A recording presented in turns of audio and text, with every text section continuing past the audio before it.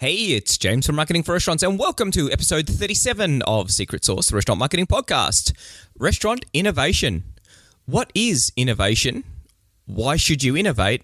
And most importantly, how should you innovate?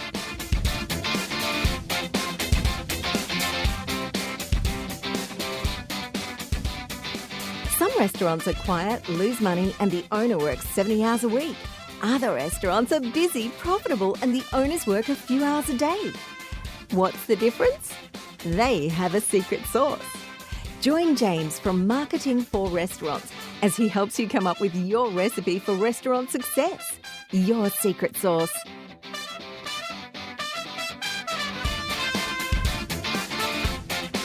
Hey everyone, welcome back. How did you go with the episode on Facebook live streaming?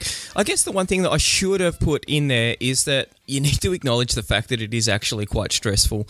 For us, it's a little bit more complicated because we want to have a PowerPoint going at the same time so that you can sort of get an idea of what we're talking about. And I've got to tell you, I spend a not insignificant amount of time just trying to get it all right. On top of that, we're in an area where our local carrier, Telstra, has got really crappy internet. Our land ADSL is awful and our 4G signal is awful. So it is actually quite a stressful process. And then on top of that, you've got all of the stresses of getting it all ready and up and ready to go. And then you've got the stress of actually producing live content. So I do want to acknowledge that. I find it quite stressful to do, and I know a lot of other people stress about it as well. But you know what? Just get out and do it. I think that that's the big thing, take the Nike approach, just do it. So today we're going to talk about restaurant innovation. Before we talk about that, we've got customers now in Singapore and the Czech Republic. That's super exciting. So, just really excited to see our little book a table widget up on a restaurant website in the Czech Republic, and same for Singapore. So really exciting as we start to push out into more countries. I think we're in 8 countries now. I'd missed the sign up of the Singapore business. We've got a series of world clocks displayed on our monitors so that we can see what time it is all around the world. And we're running out of real estate. And I said to the guys, why have we got the Singapore clock there? We don't have any customers in Singapore. And someone said, yeah, we do. And it's like, oh, wow. Oh, that's awesome. So yeah, the free restaurant online ordering system, the free online restaurant booking system, that's up to about $17 million worth of bookings.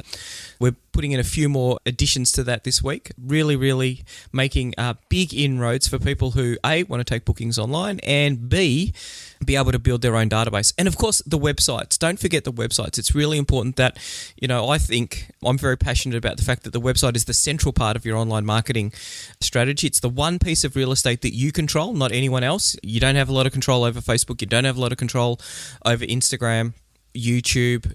The website, though, that is something that you control. You can completely dictate what content goes up there. So it's important, I think, that you get that right.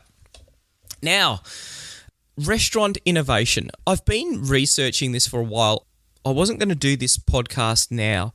There was a few others that I had lined up next, but this has become really important. It's become really important for a couple of reasons. The first one was I was watching on Monday, there was a little bit of a conference which was being live streamed.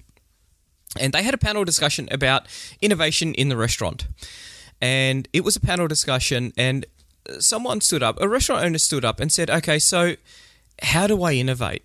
Tell me what it is that I should be doing. And in fairness, the person who answered it probably is not someone who works in the innovation space. So, and I think that's actually a really, really difficult question. But the answer that they got, they said, just continue doing what you love doing. And if you've been doing something for 25 years and you love it, just continue on. That's a little bit disruptive because not many people would expect to do that. And with respect, and I know that was a question that they probably weren't expecting, I'm not sure that that's the best advice possible. A lot of people think that there's a lot of change going on in the restaurant industry as we speak. Competition's getting fiercer. There's a lot more new techniques coming out. There's a lot more ways of marketing. There's a lot more ways of managing your staff. Each one of those things flows into an advantage for a restaurant. So I think that you need to be continually innovating and you need to be looking for the next big thing. You need to be trying things. So doing the same thing, I suspect that for a lot of restaurants, that is going to be a recipe for disaster. And I see that. I see that in our local restaurants. The restaurants that I went to 20 years ago that were really popular because they were offered a really, really great experience. They have almost the exact same menu and they have the exact same service and they provide the exact same experience as we got 20 years ago. I got to tell you, that looks really dated. And I remember, you would book into these places because particularly if you were going on a Friday night, you probably wouldn't be able to walk in and get a seat there. Now they're only half full on a Friday night. Who knows what it's like midweek? Really scary. These guys just aren't innovating, and this is the thing that's killing it for them. They've got to be coming up with something new as people's tastes change, as what it is that defines a dining experience change. And I think it's really important. So what we're going to do is we're going to go through why you need to innovate, what is innovation, and then we're going to, and look, this is a really, really tough question, I've been doing a bit of research, and I've also been thinking about the way that we innovate. How is it that we come up with new products? So the other thing that triggered me to do this podcast was I was actually planning on doing a little bit of a video about how marketing has changed, but I needed a copy of the Yellow Pages, the directory book that they used to have. And I thought, I'm sure we haven't got any kicking around. That's fine. I'll just jump on Facebook and I'm sure someone will have some and we'll go out and pick up a copy of the Yellow Pages. That's a no-brainer. And late last week, we were having a meeting and a girl came into the office and she had something in her hand and I thought, oh my God, is that what I think it is? And I've run out and I said, is that the Yellow Pages? And she was like, yes, it is. And I think she was overwhelmed because I was super excited. Pretty sure that she didn't think I was going to burn it. And I said, this is epic. I'm super excited. And she goes, oh, wow, that's great. And I said, do you mind if I have any more? And she goes, oh, how many do you want? So I ended up getting 5 off her. And we created a funny video. I'll include a link to it, 8 things that people use for the Yellow Pages, because it's certainly not looking for businesses. Now, the really scary thing was 2 things. I went through and I opened it up to the restaurant section and it's our local Yellow Pages. And I had a look in there and it was like, wow, there are some people taking out really, really big ads. Really big ads. That, what would that translate as a Facebook budget? I can't fathom why anyone would do that. And I know that there's significant flaws with the Yellow Pages product. I went through it and there was a restaurant that had closed 3 years ago in there. Now, they didn't have an ad, but they were listed in there. The quality of the database has fallen off dramatically because of the fact that, people just aren't paying for this anymore. We did go through it, and it's amazing. I find amazing the number of people who have got ads in there. Now, I'm not saying it doesn't work at all, but I'm suggesting that there's significantly better return on investment marketing ideas that you can do.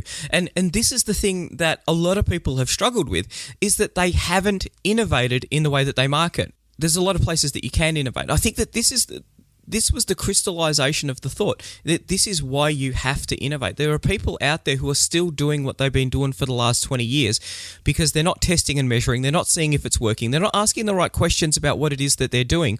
They're just on autopilot going and doing what they've always been doing.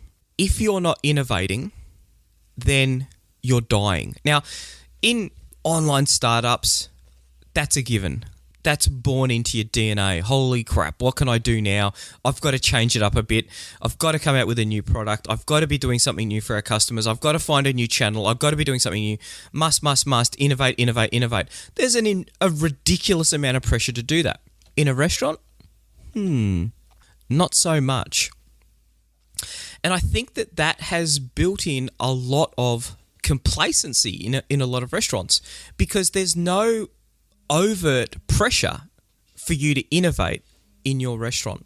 One of the big trends, of the last 15, 20 years, when you talk to, your local sporting clubs, all sorts of participatory activities, is that it's really tough to compete for people's time.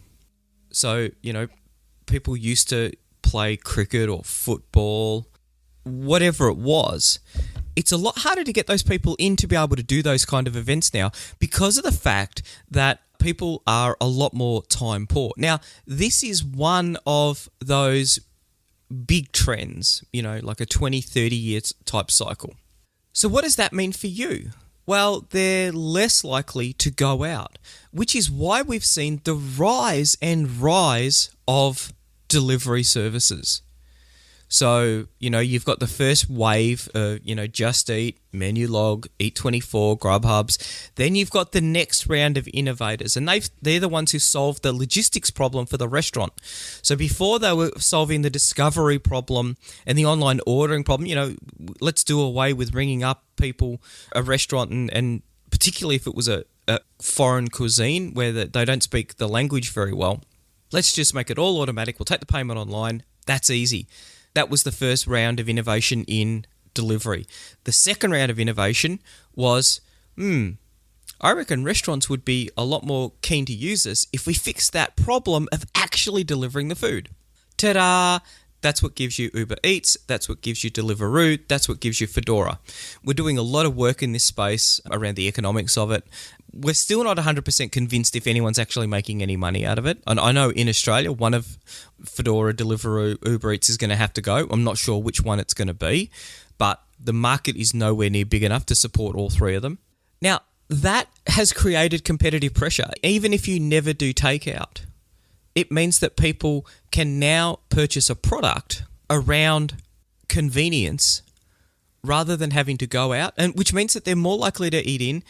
The spend on people who are actually going out decreases because, the economy is relatively tight at the moment. So that's just one area, I think, where innovation is something that you need to be thinking about in your kitchen. The rise of pre-prepared food.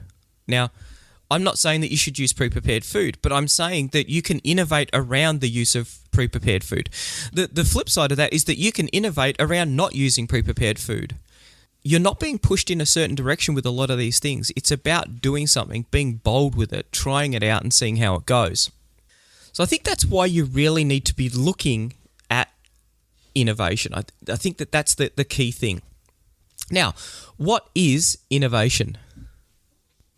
Now, I'm not going to give you I will give you a textbook definition of what innovation is, but that's not what you need to do, okay? And I think that a lot of people think, oh, wow, it's going to be really hard to come up with a new idea. I've got all of these competitors. I've got all of these things weighing down on me. It's going to be really hard. It doesn't need to be that difficult, though. So it's simply just a new idea, device, or method. And you can apply that to products, so the things that you're preparing, processes, services, technology. You can also innovate in your business model. And we're going to talk a little bit more about that because I think that there's a lot to be done in that space. I find it really inspiring to look at restaurant owners who are innovating in that space, in the business model space, and coming up with something and you think, wow, that's really cool, and it's really working for them. They're making good money out of it. Their innovation, the hard work that they're doing towards the innovation is actually paying off for them.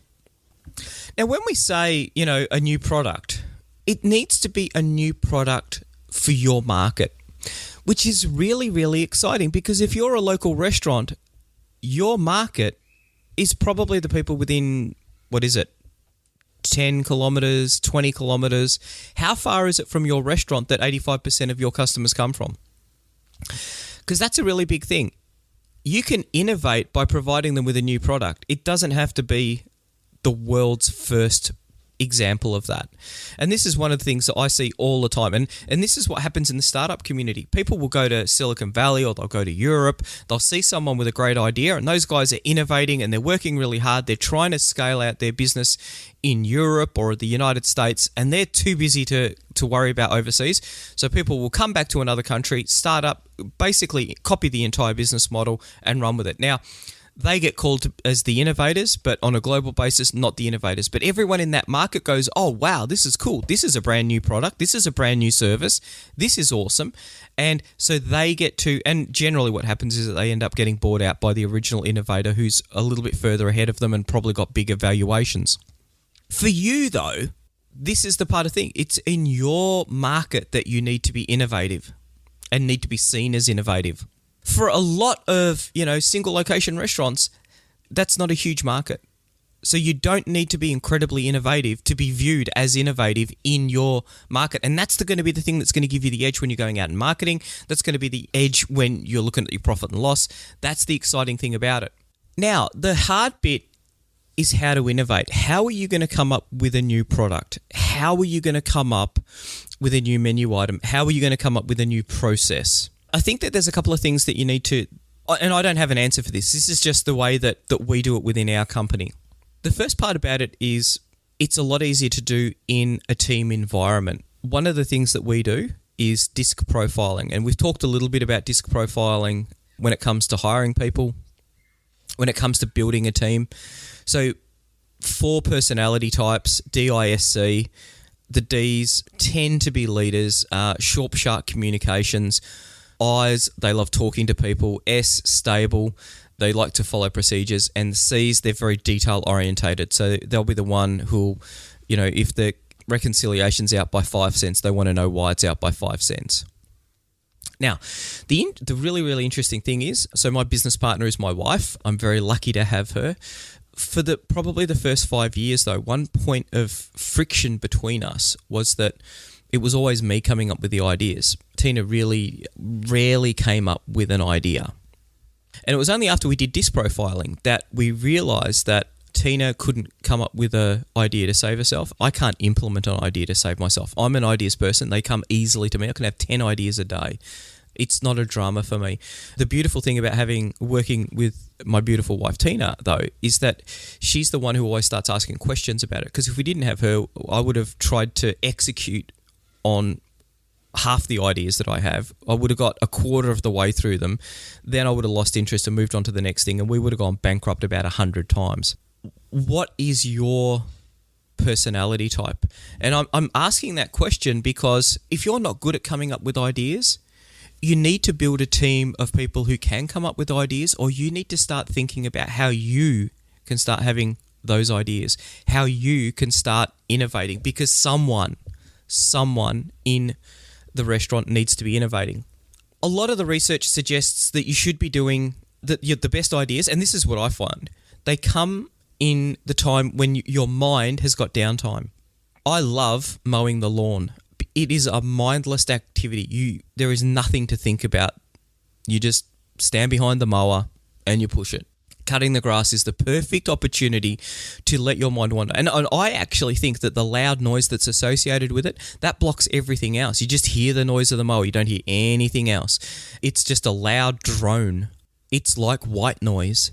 There is nothing to think about. And your mind wanders and it thinks about things and it picks up ideas and it puts them down. It picks up problems and starts unpicking them. And that is where the ideas start to come from. I have a lot of ideas in the shower, which is, can be quite awkward in the office. Yeah, I was thinking about you this morning in the shower. It's like, well, I was actually thinking about the problem. It's a process that you do. It's almost automatic. Your brain has got nothing to do. And it just sort of, and I think there might be something with that connection with water, and that's why, people use flotation tanks and all sorts of things like that. Once again, another place that you can have ideas. Now, a couple of things that I do, changes that I've made this year to try and be more innovative. I used to, first thing in the morning, before I got out of bed, I'd be checking email and, what was happening on Facebook and all of those sort of things. Not my personal Facebook. I'd be checking ads and things like that we're running.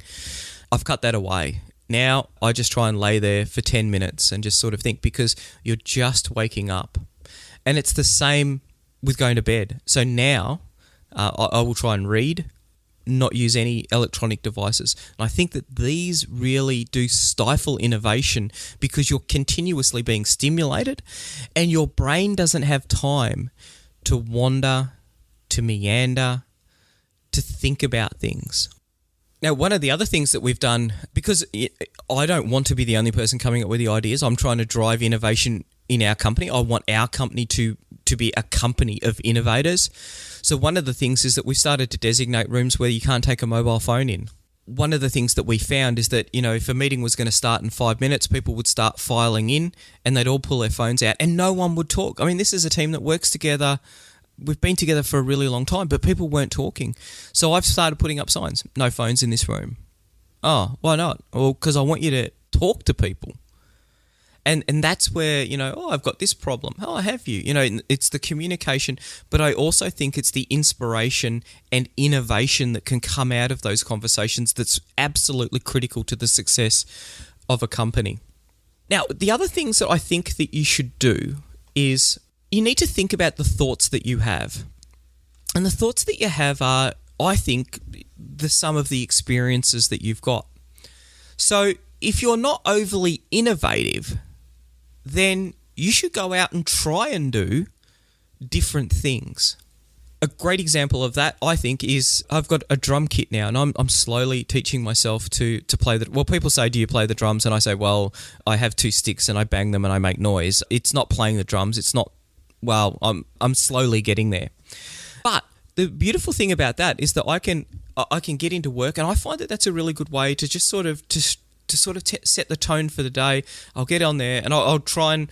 It's really interesting because I woke up one morning and thought, oh, I should buy a drum kit because I'm not musical at all. At all.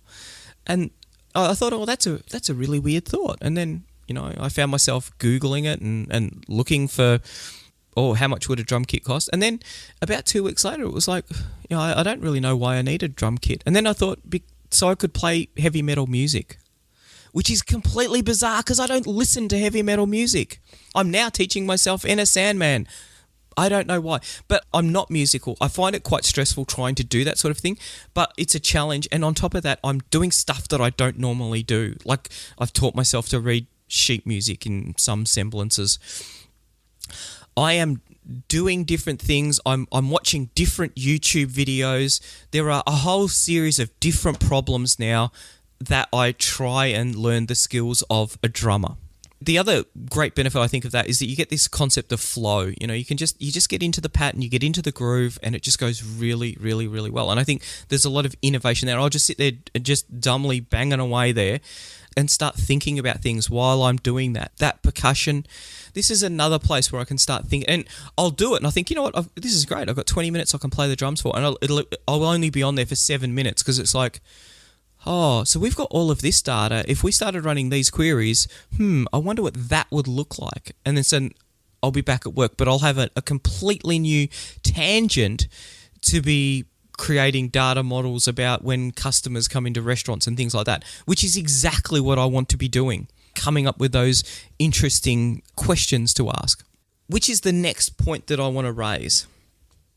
I believe that success in life, success in business is all about asking the right questions. Too many people don't ask questions. So the first thing, if you're in that restaurant that's been running for 20 years and you're starting to see that gradual decline, the first question that you're going to ask subconsciously, why are the numbers dropping? And it's really, really easy to say, well, it's the economy. Why is the restaurant across the road doing better than me? And when you ask that question, ask it honestly. Go and eat there. Find out what it is that he's doing. Is he doing better marketing? Is his prices cheaper? Is he more expensive? What is it that's creating that? Don't just accept that it's the economy, because even in a down economy, people can still make really good money. It's just a question of how they're going to do it. Ask the question, how could I be busier? How could I get more people in? How can I make the customers come back more? As you start your quest to become an innovator or to innovate better, faster, the things that you're doing. So I go to art galleries. Now, I never really liked art galleries, but I thought I'm going to go to some art galleries because I don't go to art galleries. What is it that I'm missing? And there's a couple of interesting stories about art galleries. We went to the New South Wales Art Gallery about 6 months ago, and there was a series of videos with Kate Blanchett. It was called Manifesto, and it was very, very arty, which is code for we were looking at it going, holy cow, this is completely off the dial. And we had to leave, so we didn't get to see all of it, but we saw about 4 of the films. I think there were 7 films in the series, and they ran for like 5 or 7 minutes each. And we left, and I remember we were talking about how, wow, that's completely out there. It was good to see it, but that just doesn't resonate with me at all. But there was one phrase in that I've just been sort of mulling over in my mind ever since. And it was Kate Blanchett saying that there is nothing new. There is no new innovation. Everything is borrowed or stolen from someone else. And I thought about that. And I think we look at the stealing of ideas, and I don't think that that's a cultural thing, the way that people look at the way that those ideas are done. But a lot of people grab an idea and that becomes the genesis for the way that they're going to innovate.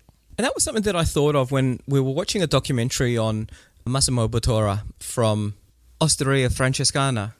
And it was very interesting listening to his story.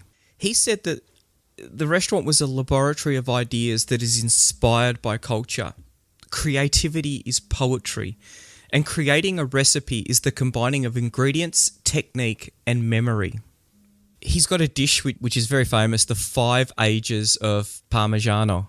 And what he wanted to do was to create an abstract painting of the slow passage of time, doing that with the 5 different aged Parmigiano cheeses. Now, you just think about that and you think, wow, how amazing is that? How did he get to the point where he was able to fuse art and his culinary techniques? And the interesting thing was, it was his wife. And so when he met his wife, Lara Gilmore, he was a chef. I think they met in the United States. Yeah, it was in the United States. And she was front of house. He was a chef. It was an open kitchen. So she was looking at him and he was an Italian guy and one thing led to another. Went back to Italy, finally got together. And she could see that the huge talent that he had for the way that he prepared the food. And she thought, I need to expand his horizons. It's very hard to innovate if you've got very, very narrow experiences. And when you expand your horizons, when you start looking at those different experiences, then you've got a much bigger framework from which to innovate. And I think that's the salient point of a dish like the 5 ages of Parmigiano, because that's the culmination of all of that work, I think.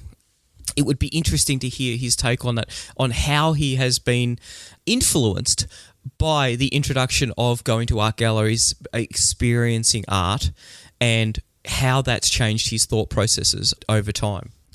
So when you look at your kitchen, I think that there are probably 2 places that you can innovate. So the first place is in the business. The second one is the menu. All right. And I know a lot of people listening are going to be thinking about the menu. That's probably the place that they need to start. Look, yes and no. I think an innovative menu is an incredibly attractive proposition in a restaurant and can add huge amounts of value. But I think that there's also a huge amount of value to be had in innovating in your business model. Now, there's a couple of things. Let's talk about the business model first, because there's a couple of interesting things that are taken from that. Now, let's think back to what Kate Blanchett said, that there's no new ideas. And let's start thinking about how the business runs. When I was doing my MBA, one of my favorite stories that I took out of that was a story about Southwest Airlines. Southwest had a very tough berth. They spent a lot of time in court, years in court, before they ever flew. So they felt really privileged to have aircraft and to be able to fly. And Herb Kelleher, the owner of Southwest, he knew that a plane in the air was making money. A plane on the ground, not so much. In fact, zero. In fact, burning money at a horrific rate, because you've got to pay for the lease on it, and there's all these staff running around and you're not getting a cent. It's only from when you take off to when you land that you're making money. So, how can the plane spends a lot of time on the ground. How do you fix that problem? And that's a really, really good question to ask. He looked at the other airlines, and this is the disturbing thing that he found. Plus or minus 10%, everyone's doing the same as you. Okay? There's not a lot of variation within an industry. So Herb and his team, and this is where the real genius comes from. Who is it that takes a horribly complex machine, like an aircraft, and does stuff to it, turns it around really, really quickly? And so they spent a bit of time mulling over that, and then some bright spark had the idea of Formula One pit crew. Bingo. Formula One pit crew. Right, let's go and watch some Formula One. And so they went out into the pits and they watched and they studied and they learnt how a pit crew operated. They then took the way that a Formula One pit crew works And they embedded that into the way that they turn a plane around. And I think that they got famous for a 20-minute turn. I think it was 20 minutes. So everyone else was taking 90 minutes. They were doing it in 20 minutes, which meant that they could get an extra flight in per day, which made a massive difference to the profitability of the company. And you see that in things like a lot of people copy all of the low-cost carriers. They try and copy that. I think that one of the things that's a real determinant of whether you've copied the Southwest business model or not is when you see a pilot cleaning the cabin. There's no fixed job roles at Southwest. If the cabin needs to be cleaned, you get people to clean the cabin. The pilot ain't going anywhere until the cabin's cleaned. So if he's done all of his pilot and stuff and he's sitting there waiting, he gets out and cleans the cabin because the cabin needs to be cleaned. Same with loading baggage. If there's an issue with loading baggage and they need a couple of extra hands, pilot will load baggage. Really different culture within Southwest. Really different business processes, but that has led to them being one of the most profitable airlines in the world. That innovation. And when you think about it, everyone looks at Southwest and goes, wow, that's pure genius. And they copied it from a Formula One pit crew. And I think, that gives you the really interesting insight into how you can start to build a process of innovation in your restaurant.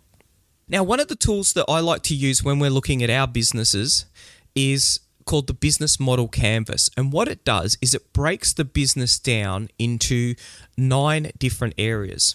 So key partners, key activities, key proposition, key relationships, key customers, revenue, channels, key resources, and costs.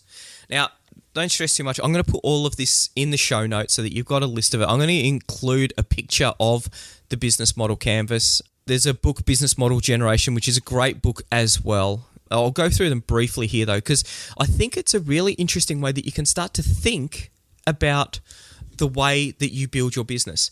Key partners is the first one. And so they're probably going to be your suppliers.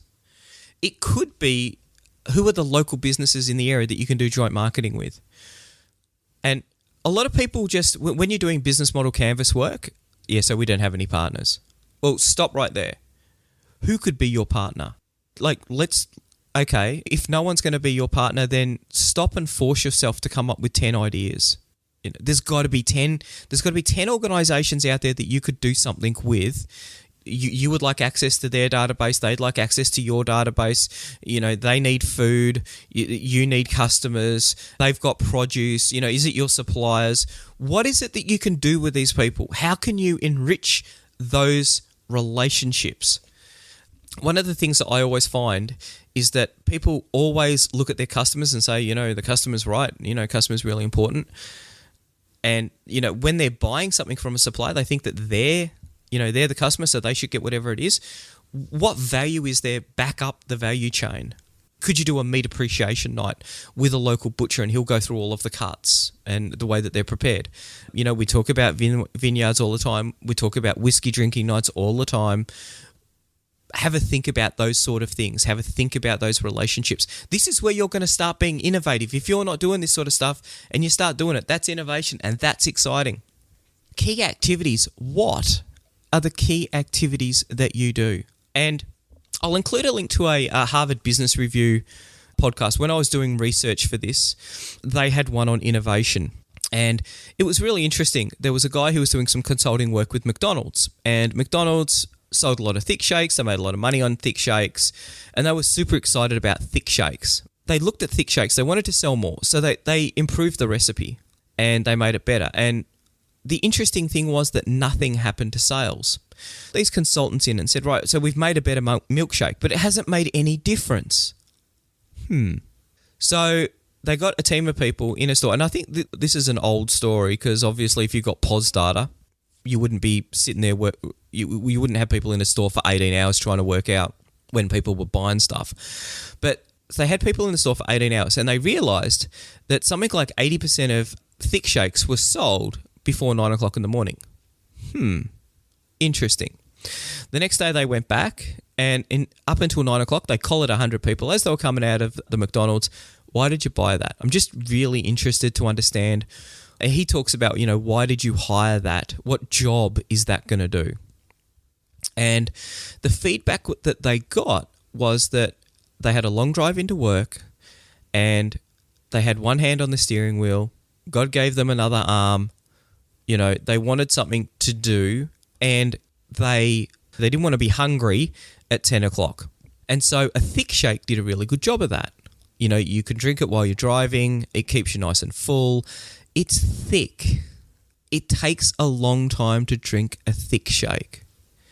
So if you've got that long drive in, you've got something that's occupying you for a significant portion of the day. Now, this is why people were buying the thick shake from them. So what they did was they pre-made thick shakes, had them ready to go, and people could just skip the queue just to get their thick shake. Oh, because that was the other thing that was really interesting about it. They only bought a thick shake, nothing else, just a thick shake. Now, what was the competitor to that? Because McDonald's thought that their competitors were, you know, Wendy's and Burger King. It was things like a banana. And people said a banana's no good because, like, can you imagine trying to eat a banana while you're trying to drive a car? You know, it's almost as dangerous as checking your Facebook account while you're driving. And it doesn't keep you full. So you're hungry again at 10 o'clock. So they made it easier to purchase, in and out, really quick. You don't want to be late for work. The interesting thing, and the one line I got out of this podcast was that the customers will often not buy what it is that you're selling. McDonald's was selling a thick shake. It wasn't about the thick shake. It was something to do on the drive in, and it was not feeling hungry at 10 o'clock. When they understood what it was that people were buying, they were able to innovate around that. And I think thick shake sales increased 9-fold or something like that. I don't know. It was some sort of ridiculous. I was going for a run when I was listening to the podcast. It was some huge increase in sales. They're starting to ask the right questions. You know, why do you buy that? What is it that the customer is actually buying? Really interesting questions to be asking. And that goes into the key activities. What is it that you do? I have been in restaurants and spoken to the restaurant owner, and he talks long and hard about all of the work that goes on in the kitchen to make all of the food that's amazing, blah, blah, blah, blah, blah. And you look around and you think, you know what? Not one person's buying your food. The place is full. The place is packed. It's rowdy. It's noisy. They've got a huge area for kids, and it's a place where you can dump your kids in relative safety and spend some time with your partner. That's what people are buying. Listening to the restaurant owner, though, he didn't understand that. You know, I know that the local cafe in our old office, they played this really loud music, which I always found completely amazing. We went there when our meeting room was busy. So if we only had one meeting room in the old office, if someone was in that meeting room and someone came for a meeting, we had to go to the local cafe. We were buying a meeting room. Now, obviously, you just don't go there and sit there, so we obviously bought a couple of coffees. That's all fine and good. But they didn't understand that we were buying an office because they had really, really loud music, which made it hard. You're kind of shouting so that the other person can hear you. If they understood, and we weren't the only ones. We certainly were not the only ones. There was a lot of people there who were getting their coffees and having that meeting. They were buying an office as well. What are the key activities in your business? Now, this was a lunch. It was in a lunch industrial estate. It was a lunch shop in an industrial estate. So they obviously sold a lot of food. But if they'd kept the music down a little bit, I reckon they would have had a lot more business because they were driving people away because it was too noisy there. What are the key activities that you conduct? What's the value proposition that you've got? Too many times people say, oh, it's great food. If you're running a takeout business, it's convenience, you know? It's the ability to get some food without having to clean up, without having to prepare it, without having to worry about someone to mind the kids, without having to worry about drink driving. Too many people don't understand that. Too many people are sort of struggling to come to terms with what it is that they're actually doing in the restaurant, what their value proposition is. Some people don't have a value proposition. I think that this is madness. This is where you should be starting around your innovation. You know, we cook great Italian food. Well, there's probably, 200,000 other restaurants in the world that do that. So join the club. You're one of 200,000. That's awesome. Innovate on your value proposition so that you're one of only one. That's going to be hard if you're tackling a global stage. Not so hard if you're tackling a town. A lot easier to do. Now, customer relationships. Do you want to know everything about every customer? Or is it quick service, get them in, get them fed, get them out? How is it? How is that the customer relationship? How does it define your business? How can you innovate around that? Do you want to put some light CRM into your QSR? Loyalty, discounts. What is it that you're going to be doing in that customer relationship? Or are you going to go the other way? Try and aim to have less customer relationship, less front of house staff. Now, that's an interesting way to go. That impacts on costs. Customers. Who are your customers? Don't tell me it's the people in the area or people who like pizza. That's really tough to market because you need to be having a much better idea of the target market that you're after and the sub-target markets that you're after. I was talking to a pizza restaurant this week and he said that he doesn't want gluten-free people. They make authentic pizza bases. They're made specifically, they're made in the kitchen. They taste a whole lot better. His point of differentiation is that he's pro-gluten. That's it, pro-gluten. And he said, I've got heaps of information on why gluten's good for you, how it makes a better pizza. That's what we want to do. A gluten-free opportunity is low margin for us because I've got to buy in an expensive pizza base. My bases are a lot cheaper. He had a really clear idea of who his customers were, and that's really important. Revenue. Where do you get your revenue from? Well, we give people food and they pay at the end of it. Do you have, the range of, condiments that you're selling? Do you have a book? Do you do cooking tours? What are the other things that you can be doing to generate revenue? Some people lead tours, Italian chefs who lead a cooking tour through Italy. Now, I don't think I've found anyone who actually makes a lot of money out of those, but they get a free holiday to Italy. That's not too shabby. Where's the revenue coming from? And I think that's an important question. Channels. Now, in the restaurant industry, we don't talk about channels a lot. It's really only applicable for people, kind of like Krispy Kreme. How like their donuts, there'll be a big Krispy Kreme somewhere and their donuts sort of end up in all sorts of places, supermarkets and 7-Elevens and places like that. In a lot of other industries, channel is huge. In the IT industry, there are some businesses that are channel only, so they'll sell through resellers. Could you have resellers? Now, if you're a baker, then obviously that's a lot easier. But, what are the things that you can do around creating a reseller channel? It's an interesting question. I think there's some people who are playing with some really interesting ideas around that. The key resources. Okay, so what are the key resources? Now, we've talked about the key activities that you do. If you've got really highly trained chefs, then that's going to be one of your key resources. If you have entry-level chefs who are following tightly controlled processes, not so much. Do you want to change the allocation of key resources? Is it hard to find chefs? I know it's really hard to find chefs. How can you do more with the chefs that you've got? How can you do more with less chefs? How could you get more chefs? Ask these questions. How can you keep them longer? Why do the chefs leave? Oh, it's because they don't like working hard. Really? I don't think that's the case, and I find this really interesting. You should have strong HR systems. Do you do an exit interview? In our company, we always do an exit, nearly always, unless it's untidy, but we always want to have an exit interview. And we say, look, you're leaving now. Can you please help us to build the company better? We're sad to see you go. What is it that's making you leave? Please be brutally honest. And you get really good feedback out of that, which helps you decrease your turnover. Now, this is just a list, and it's a list that I want you to download. It's a list. I want you to download the PDF, print it out, have a think about it, talk about with the key people in your organization, and start mulling over. This is going to create questions for you. And that's the start of the innovation process, which is super exciting. Last one is costs. They're horrific, aren't they? Yes, there's far too many costs, not enough revenue. How do you spin that in a better way?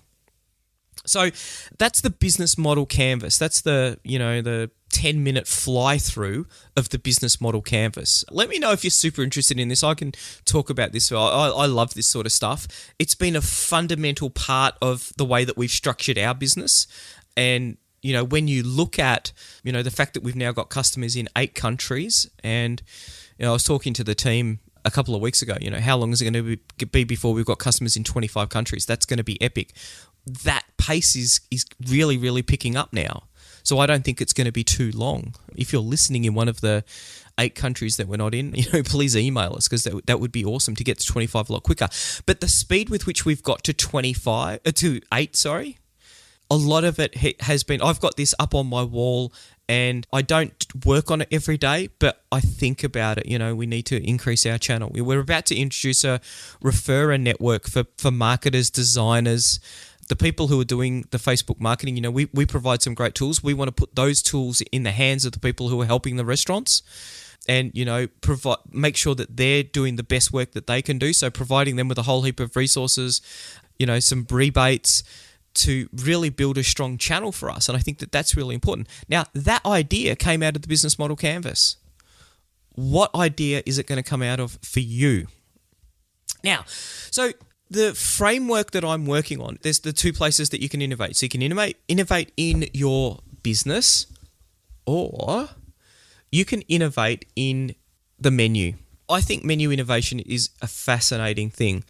I've spoken to a few chefs about this. I plan on doing some more interviews with some chefs to really unpick this process, because I find it fascinating. The guys who are coming up with the really, really super innovative stuff, Alinea, Lume, things that just, sort of blow your mind, really play with your mind. How do they come up with that? Because it's interesting what Massimo Botero was talking about, that fusion of, technique, ingredients. This is where you can really show your innovation. How do you get to that point? And looking at menus as often as we do, there's a couple of things that to me have sort of come out. One of them is that you can take 2 existing products and sort of meld them together. Now this is where we get Asian fusion, whether it's taking an ingredient and using a different technique, or whether it's taking 2 ingredients and sort of mashing them together. And we spoke about the meat pie hamburger, the crazy milkshakes, the Tellaball milkshake. Now that had a massive impact. That innovation is not that hard to do. They made great Tellaballs, they made great milkshakes. What would happen if you put the 2 together? Not rocket science. The technique required to do that, everyone listening to that podcast could do that. If you're running a cafe, you should be able to innovate in some sort of way. When I was doing my research for this, I found, went into Reddit and asked the question there. There were some great answers in there as well. There was talk about the book, The Flavor Thesaurus by Nikki Segnet. I'll include a link to that as well. Allows you to go and find an ingredient and then find flavors that go with it. That could be the basis, challenge yourself. And you see this a lot of the time on MasterChef, here's 5 ingredients, cook something out of it. Now that is forcing that innovation process. And, I wonder what those meals really taste like. And I think the interesting thing is if you do that, you might say, well, that didn't work, but if I tried it with this ingredient, then it probably would. Start experimenting. Start trying to play with some of the things that you do.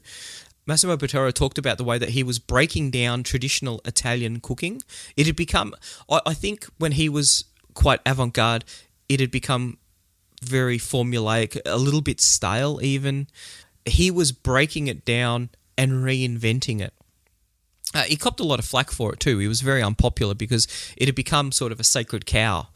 It took a while for him, and there was a point where he was almost going to close the restaurant down because he was continuing to get bad reviews, which I thought was really interesting because then one food critic came in and said, this is really inspirational stuff, it's very exciting, and then, that was the impetus for it to all change. Have something that anchors you in that inspiration process. Do you want to start recreating the 10 meals that you can remember from your childhood? Because the interesting thing, now, that's interesting if you do it. What if you recreated the 10 meals from my childhood? And, one of the things that goes in favor of restaurants is that we deal with food, and food is such an important part of everyone's life. And it gets wrapped up in, you've got the smell, you've got the taste, the texture, all of those sort of things. But all of those sort of things get imprinted on people's memories. And it can be quite an amazing experience when there's something that you eat and, wow, this is just like my mum used to cook. This reminds me of my nan. Anyone who cooks a pancake like my nan is like, yeah, this is epic, just epic. Now, I don't even know if I can tell the difference between a great pancake and one that was like Nan's. It's just the fact that it reminds me of Nan. That's a really happy time. Is that what you want to be doing as you try and innovate with your menu? Now, the other component that you've got, and this is the kind of thing that the Grand aggregators are doing, is they're taking something and recreating it in food. So you've got a balloon, and once again, let's go, what does a balloon mean to people? Well, that reminds you of your birthday parties when you were a kid. So you've got something there. It's apple taffy. It's fun because you can eat it. It tastes like taffy. It tastes awesome, and it's got the helium in there. It's got all of those things. An amazing part of innovation. I think he's redone his menu, and that was the one menu item to survive for the new restaurant opening, which would be super exciting. I'd love to try that out to see what new ingenious things that he's come up with. So as far as the menu goes, that's the kind of things that you can do. You can combine techniques, you can combine ingredients, or you can recreate something in food. If you think that there's ways of innovating that I've missed on that, please let me know, because I'd be super keen to hear about it. I am working on a big thing around menu engineering from woe to go. So from the idea through to costing, through to actually printing the menu, through to getting front of house dialed in on what they should be selling, that whole process. And I think the innovation part of it is really, really innovation. What is it that you're going to cook? How are you going to cook it? What are the ingredients that you're going to put in there? Can you substitute an ingredient that gives just as good a component for a cheaper price? Because we just increase the profitability of that menu item. That's exciting. What are how can you recreate something with cheaper ingredients? Now, I just thought of that question then. That's an interesting question, particularly if you're not sacrificing quality. Now, we've come to the end, but there's one final thing that we need to talk about. It's a topic, it's the F word. It's a topic that people aren't really comfortable with, I think, which is sad, because I think that the more you do it, the better off you are. I'm talking about failure, of course. When you innovate, I think that this is the main reason why a lot of people don't innovate. I'm going to try something new. I try it and it doesn't work. I have failed. Now, and we can talk about Thomas Edison. I didn't fail. I found 991 ways to make a light bulb that didn't work, or whatever it was that he said around that. You need to accept, at the end of the day, you failed. You're trying to make a light bulb and you didn't. You need to go on, though. You need to, it's part of the journey. And I want to end off with a quote from Wolfgang Puck. He said, I've opened a lot of success. I'm paraphrasing here, but I've opened a lot of successful restaurants, but I've learnt the most from the ones that failed. Now, I thought that that's the perfect quote for this podcast, because this is where you're going to learn. This is where you're going to be a better chef. You're going to be a better restaurant operator. You're going to be better at front of house, better at whatever it is that you're trying to do. When you try something, you go through that process of thinking about a problem, coming up with an idea, trying to implement a solution, and failing. It's like, yep, that didn't work. Why didn't it work? It didn't work because of this, this, this. Okay, this is probably a better way of doing it. And I think that is a really key component of it, is embrace failure. We talk about it in our developer team, particularly when we're coding something up. I don't want to spend 3 months on something to realize that it's not going to work. Get something up. I want to fail quickly, fail fast. We embrace failure. We want to fail quickly. If this is not going to work, I want it dead today, because I don't want to be wasting time. Time is not a resource that I have anything spare of. So that's the big thing. You'll learn more from the failures that you have. So yes, go out, do something new, speak to some new people, go and eat in some other restaurants. There's lots of things that you can do to really spark those innovative juices. And I think I'd be really keen to hear what sort of processes that you're having. What are the great innovations that you've come up with in your restaurant? Lastly, it is the most important thing that you need to do. The times, they are a-changing, and innovation is the key way that you're going to be able to manage that. Innovate, fail, innovate again, and win. That's the big thing. So I will leave you with all of those thoughts. We've talked for an hour. I really hope that you've got something out of it. Just even if it's a little thing like, try and put your mobile phone away, try and talk to someone a bit different, go and experience something different that you can synthesize into your food, into your business, into your restaurant. Yeah, that's it. Go out there and have an outstanding day. Bye. Want more customers for your restaurant, cafe or takeout? Every month, our marketing tools and information are used by thousands of restaurant owners just like you to help them find more customers and turn them into repeat customers. All of our tools and information is designed specifically for restaurant owners. We know you don't have a lot of time to spend marketing or learning complicated procedures, so our tools are quick and easy to use. If you're looking to increase your revenue and profits or want to work less hours, check out marketingforrestaurants.com.